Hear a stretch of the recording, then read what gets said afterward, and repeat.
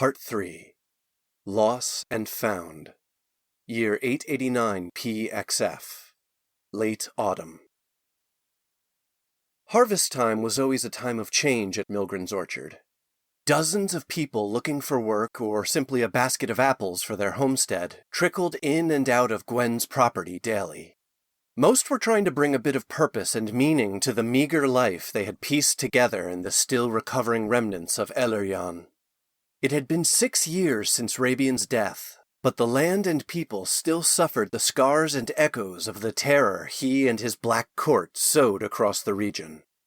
The handful of permanent residents of the orchard tried to wrangle the influx of new faces and guide them to where they could work the harvest or find a bed and a hot meal. Rarely did those seeking shelter or kindness bring strife to the orchard. If ever there was trouble, Gwen's reputation with her ever-present rifle quelled it quickly. Thorn placed 3 apples in his pack and hoisted the full basket onto his shoulder, but not before letting his eyes linger on the largest tree in the center of Milgren's orchard. No hint divulged that the vermilion blade lay embedded deep within its trunk. Even the circle of blighted ground made by Rabian had all but disappeared. Apple trees twice the size they should have been for their age filled the space, erasing all but its memory. The legacy of Talon Coeur-Vermain was slowly fading from the land, even if it still lingered with the person he had become. Thorn briskly returned from the grove and headed to the sorting tables near the barn. Lunch break had ended, and a small group of workers had gathered for afternoon assignments. Thorn's shoulders tensed as he spotted 2 familiar faces in the crowd. Jenkins and Lander had worked on the orchard during the last 2 harvests. However, labeling their contributions as work was generous at best. They labored far harder consuming their daily ration of free cider Gwen offered at the end of the season than getting the last apples from the trees into picking baskets. Once they spotted Thorn, they didn't waste a moment to begin causing trouble. "Aye, looky, looky, looky," Lander called out to the gathered group. "The hedge-born stray is still faffing about like he's worth a squirt." "Oi!" Jenkins leaned forward, squinted his eyes, and pointed at Thorn. "I think I see a hair on that twat's chin finally." Jenkins smacked the back of his hand against Lander's chest. "Wonder if the first one sprouted between his legs yet," he shouted as he grabbed his crotch. The rest of the crowd drifted away from the 2, but whispers began to pass among the new faces who had joined the harvest for the first time this year. "I thought he was Gwen's son," an older man whispered to his wife. "I bet he's part elf. They're always leaving mixed bloods on the side of the road," a teenage boy said, louder than he intended, to 2 younger boys beside him. Thorn sighed. The Hedgeborn rumor had started a handful of years back when it became apparent that he was not aging at a typical human rate from harvest to harvest.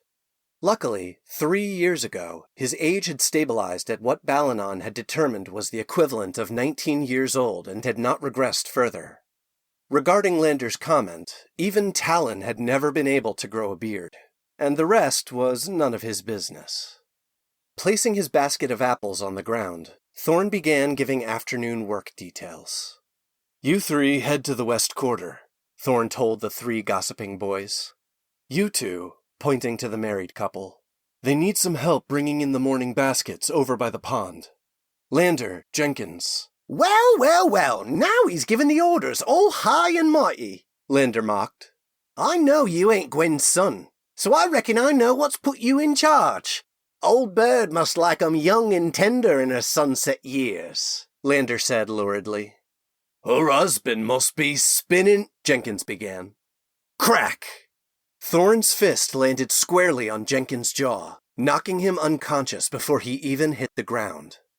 "Don't ever let me hear you utter one word out of either of your filthy mouths to tarnish his memory."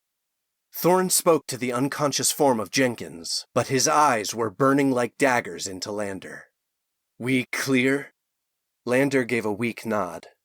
"Then get over to the north quarter, and don't come back empty-handed at sunset." Thorn knew there was a 50-50 chance they wouldn't return at all.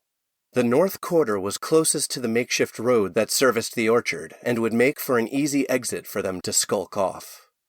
Thorn wasn't a fan of violence, but there were too many people in need to let those two spoil things. Despite the gossip, Thorn was thankful for even the most challenging days in the apple groves.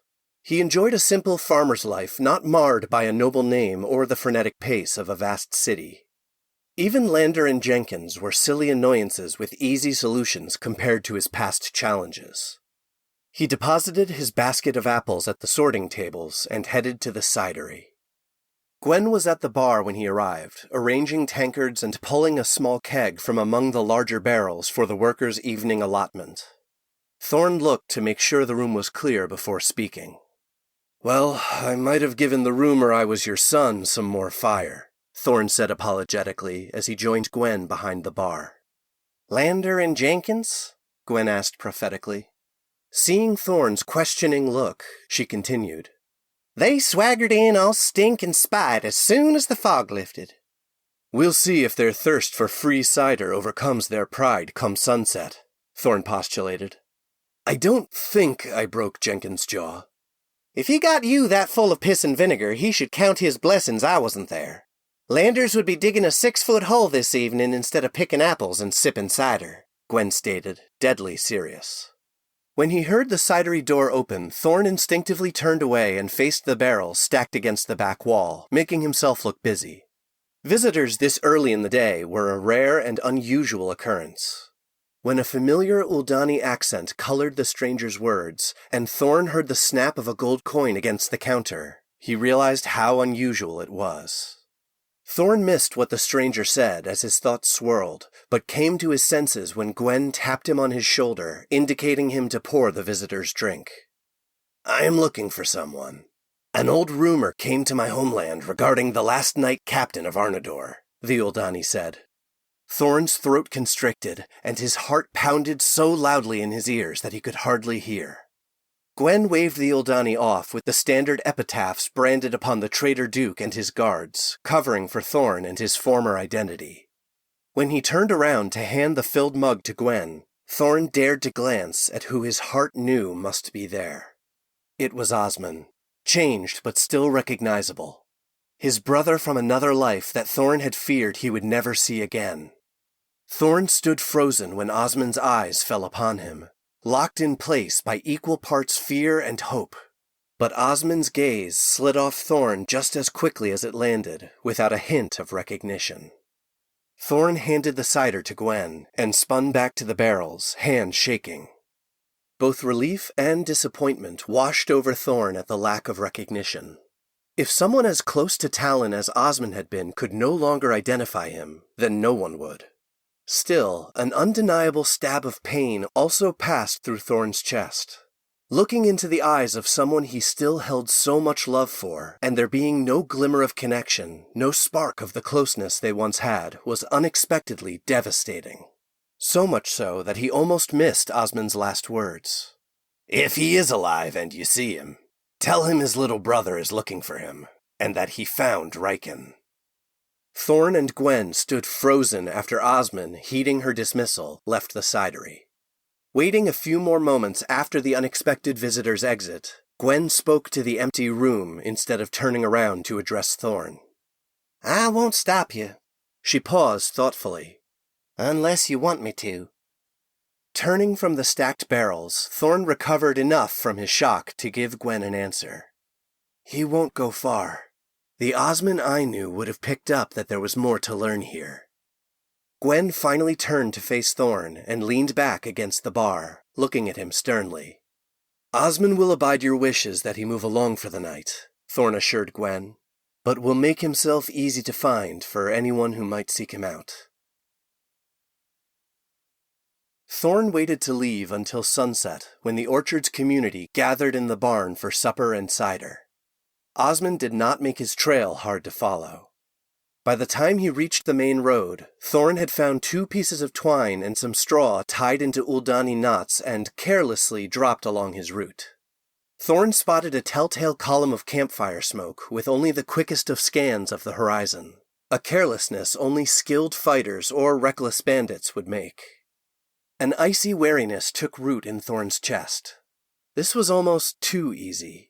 He and Gwen had lived their lives with a remarkable level of peace, experiencing no retaliation from the powers they had thwarted 6 years ago.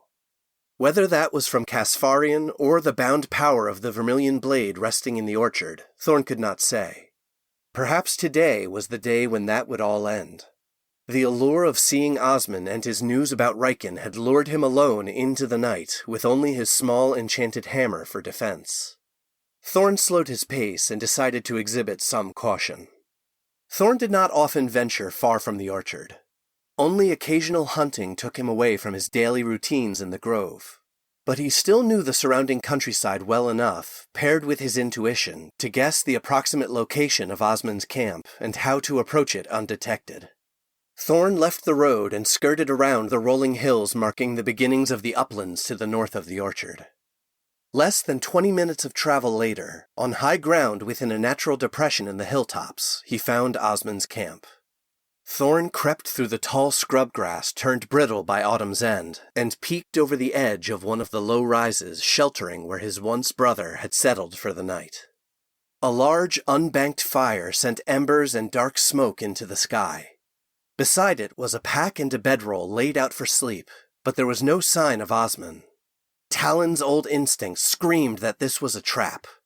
Thorn swept his eyes around the periphery of the campfire's light, trying to spot unseen adversaries, but he saw nothing but the crackling fire. Thorn began to creep further forward, his curiosity getting the better of him. He had moved no more than a few inches when the largest owl Thorn had ever seen swooped silently down out of the sky and dropped a freshly killed rabbit next to the fire. The owl seemed to look directly at Thorn before spreading its wings and disappearing into the night. Thorn had spent enough time with Naz to know everything was not as it seemed with this campsite and the owl. No more than 2 minutes later, the person claiming to be Osmond strolled into the firelight, sat down on the bedroll, and began to skin the rabbit with a wicked stiletto pulled from his boot.